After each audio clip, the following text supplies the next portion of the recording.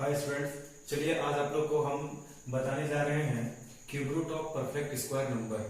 पूर्ण घन संख्याओं का घनमूल क्या होता है वो हम लोग आज जानेंगे।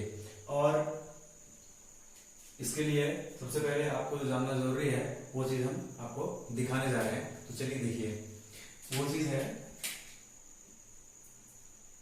1 से लेकर के 10 तक के प्राकृतिक संख्याओं का क्यूब यानी घन। तो एक हम कॉलम बना लेते हैं इसके लिए, जिससे कि आपको समझने में आसानी होगी। पहला है आपका ये नेचुरल नंबर, जिसको n से डिनोट करते हैं। दूसरा है आपका परफेक्ट क्यूब नंबर, और तीसरा है आपका वंस डिजिट, जिसको इकाई अंक भी कहते हैं।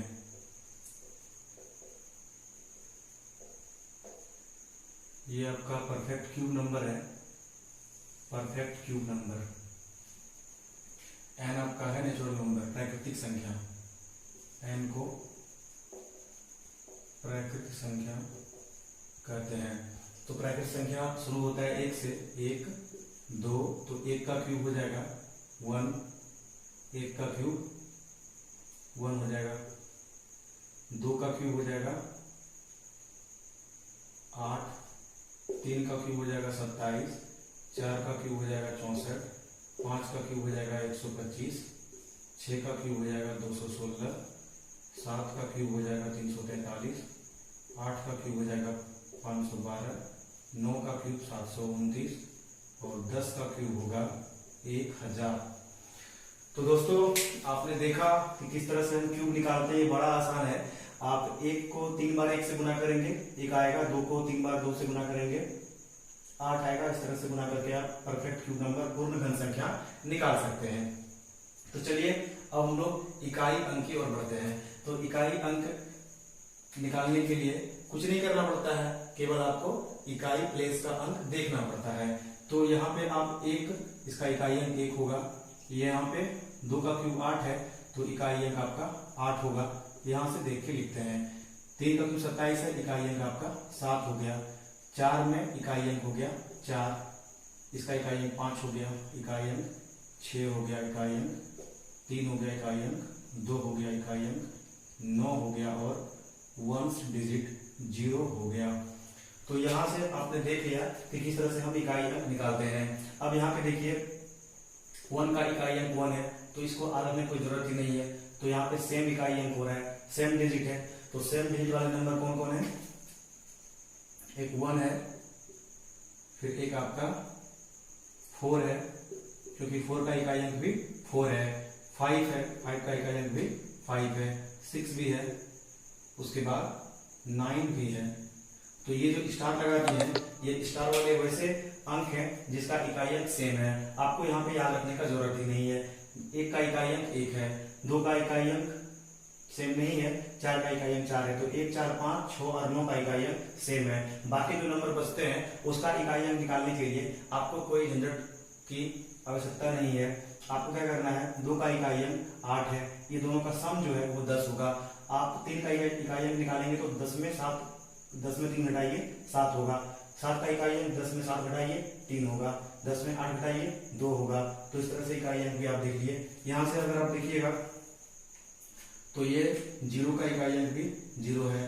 तो इस तरह से आप 0 को भी शामिल कर सकते हैं। तो चलिए अब हम लोग देर न करते हुए स्टार्ट करते हैं, क्वेश्चन की ओर बढ़ते हैं। तो पहला क्वेश्चन मेरा है 2,74,625 का घनमूल क्या होगा। तो सबसे पहले क्या करेंगे, हम इकाई अंक से बढ़ते हुए ये 3 अंक को घेर लेंगे। इस पे रेकरिंग लगा दिए तीनों अंक पे, ठीक है। अब आप ये देखिए कि ये जो 5 है, ये 5 किसका इकाई अंक है? तो ये 5 किसका इकाई अंक है? तो ये 5 का इकाई अंक है। ये जो 5 है आपका, ये 5 का इकाई अंक 5 है। ये 5 का इकाई अंक है। तो यहाँ पे आप 5 लिख दीजिए। अब फिर क्या करना है, ये 6 को छोड़ देना है, कोई काम नहीं है इसका। 274 के लिए देखना है, 274 से छोटा, 274 से ठीक छोटा परफेक्ट क्यूब नंबर कौन सा है। तो आप देख रहे हैं 216 274 से ठीक छोटा परफेक्ट क्यूब नंबर है। तो ये 216 जो है ये किसका घन है, तो ये 6 का घन है। आप यहाँ पे 6 लिख दीजिए, तो 65 आपका इसका आंसर हो गया। तो दोस्तों यहाँ पे आपने देखा कि हम छोटे वाले परफेक्ट क्यूब नंबर को लिए। आपको प्रत्येक क्वेश्चन में छोटा वाला ही परफेक्ट क्यूब नंबर लेना है। अब एक सवाल आपके मन में आ रहा होगा कि छोटा वाला क्यों लेते हैं, तो इसे याद रखने के लिए आपको मैं बता दूं, जब आप भाग देते हैं किसी भी नंबर को किसी से, तो या तो आप इसके बराबर लगाते हैं 312, या फिर आप छोटा लगाते हैं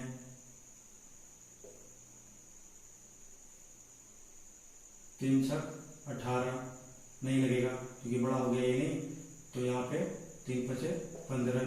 तो आप या तो छोटा वाला से लगाते हैं या छोटा लगाते हैं 17 से छोटा, 17 से छोटा 15, या 12 के बराबर लगाते हैं। तो यहाँ पे 274 जो है आपका, ये 274 के बराबर कोई भी परफेक्ट क्यूब नंबर नहीं है, तो हम इससे छोटा वाला परफेक्ट क्यूब नंबर देखते हैं। छोटा वाला परफेक्ट क्यूब नंबर 216 था, वो 6 का था, तो 6 लिख दिए।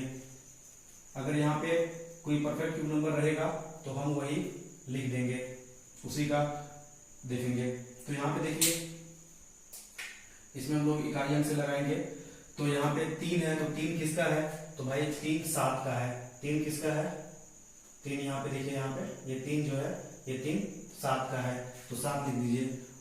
और फिर ये 912 जो है, ये 912 से छोटा परफेक्ट क्यूब नंबर कौन सा है, 729 है। 729 किसका क्यूब है, 9 का क्यूब है, तो 97 आपका आंसर हो गया। दोस्तों ये टेबल को याद रखने की जरूरत नहीं है, इसमें कोई ट्रिक है वो आप देख रहे हैं, तो चलिए देख लेते हैं फटाक से, आगे क्वेश्चन को देखते हैं। यहाँ पे देखिए ये 7 है, तो ये 7 किसका होगा, तो 7 3 का होगा, ठीक है। 7 3 का है, तो 7 3 का है, 3 लिख दिए।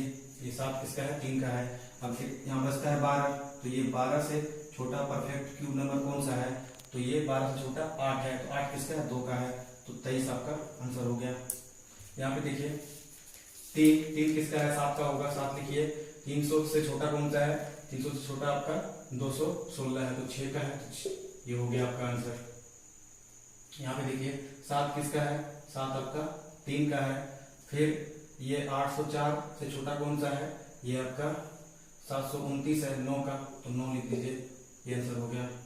फिर यहाँ पे देखिए 6 किसका है, तो 6 भाई 6 का ही है, तो 6 किसका है, 6 देखिए 6 का है, तो 6 लिख दिए। अब यहाँ देखिए 46 से छोटा कौन सा है, 46 से छोटा 27 है, किसका है, 3 का है, तो यह हो गया आंसर। तो चलिए ये क्वेश्चन आपके लिए छोड़ देते हैं दोस्तों, आप ये क्वेश्चन बनाइए और कमेंट में इसका आंसर जरूर दीजिए। और आपको ये वीडियो कैसा लगा हमें जरूर बताइए, क्योंकि आपका जो कमेंट और लाइक आता है उससे हमें इस तरह का वीडियो बनाने का प्रेरणा मिलता है। तब तक के लिए नमस्कार, थैंक यू।